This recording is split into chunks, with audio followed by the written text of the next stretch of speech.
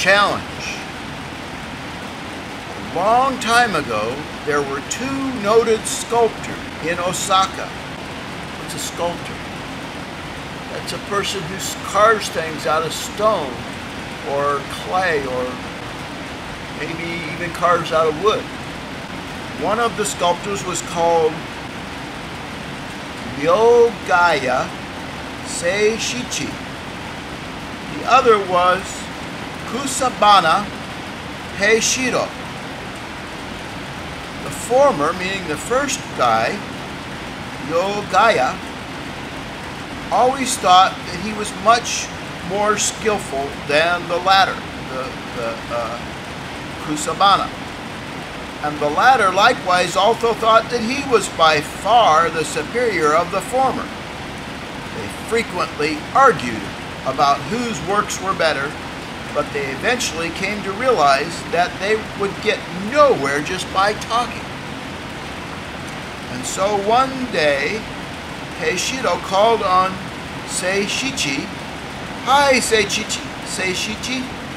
You know, the townspeople always flatter us as the successor to the immortal sculptor Hidari Jingoro.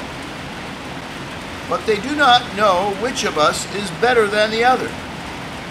Wouldn't it be an idea for us each to make our masterpieces and let the townsfolk judge them to decide which of us is more talented? To this, Seishichi concurred, and he agreed, saying, "Fine, that's a wonderful idea. Let's complete our masterpieces in 1 month's time from today and ask the people to judge them."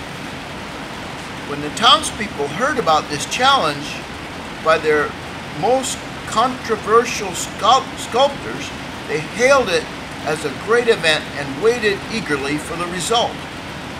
Now, Seishichi was famous for his human figures and other representations of living beings, while Heishiro was talented at depicting flowers and flowering plants. Since Heishiro had started this challenge, he went straight to his workshop and devoted his full time to making what he hoped to be one of his greatest masterpieces. Seishichi, on the other hand, seemed to take things easy and began to spend most of his time visiting the nearby wine shop. Why, look at Seishichi drinking his time away. He isn't as serious as he ought to be. How can he ever win the challenge? Some of the more talkative townspeople began to whisper about him. Maybe he is contemplating some idea while drinking, for all you know. Some of the more talented artists often devoted more time to meditation than to actual physical work, you know. Some others retorted to defend Seishichi's drinking sprees. It's a spree. It means spree is to do something, maybe to excess.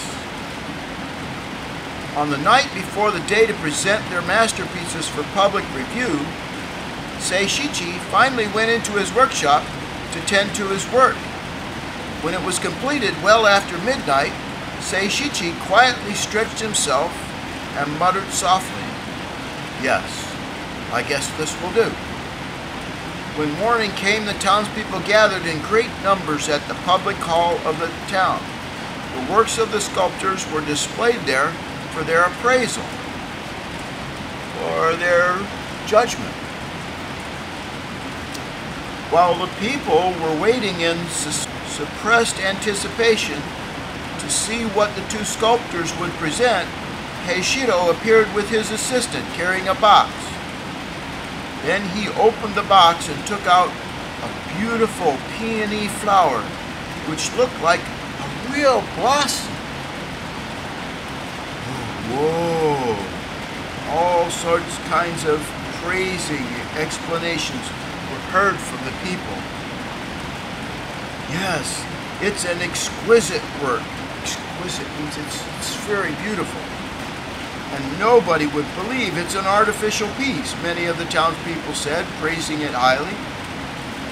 While they were admiring the peony flower, Seishichi appeared empty-handed.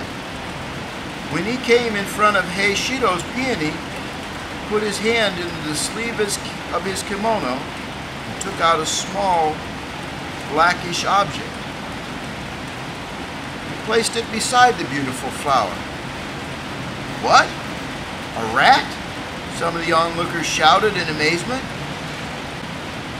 Is Seishichi saying you can never compare a beautiful flower with a rat? Let's hear Seishichi's excuse. Some of the more anxious people began to attack Seishichi. See, so there's a picture of them. They're angry at Seishichi. Just then, a cat came out of the crowd. And before anyone could stop it, it jumped on the rat and started to run away.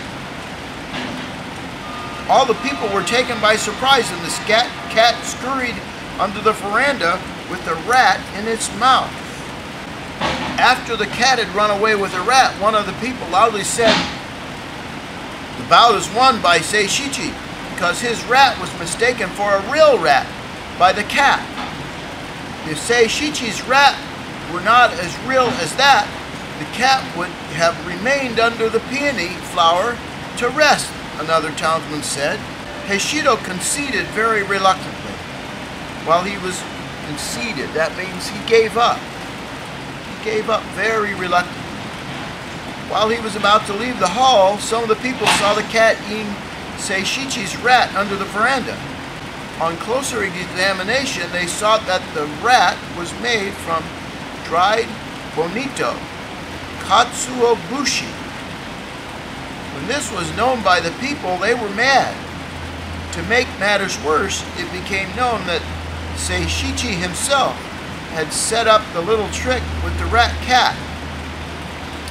Seishichi is a coward to set up such a stunt, most of the people agreed. But there were some who praised Seishichi's cunning wit. Well, we must give credit to Seishichi for his crafty act. The people withheld any decision on the relative merits of the two masterpieces. So says the old tale in Osaka. Interesting story again. Lots of interesting stories in this book.